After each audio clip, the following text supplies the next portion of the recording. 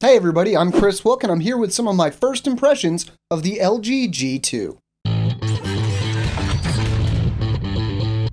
One of the biggest deals in my opinion is that the G2 is among the first phones to use Qualcomm's Snapdragon 800 chipset.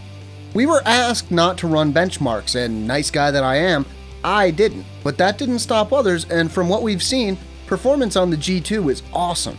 Not really a surprise, but still worth mentioning.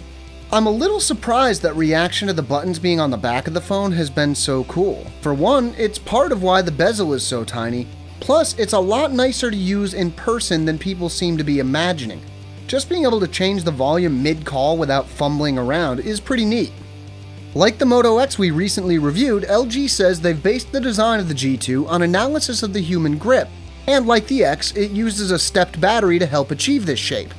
While a 3000 mAh battery is definitely not small, LG is taking steps to provide even longer battery life by reducing GRAM power use when the image on screen is still, which, on a phone, is a whole lot of the time. From what I've seen in the phones being announced the past few weeks, it seems like gestures are about to become a big deal, at least for a while.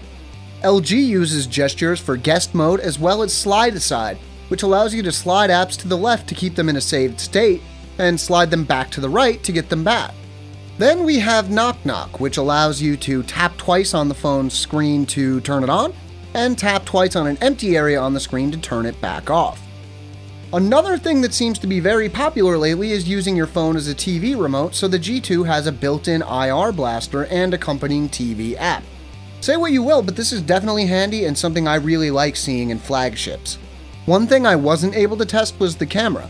Unlike Motorola using a different RGB-C sensor to improve low-light photography, LG is opting for using optical image stabilization, which should allow longer exposure times without the blur that you normally see with them.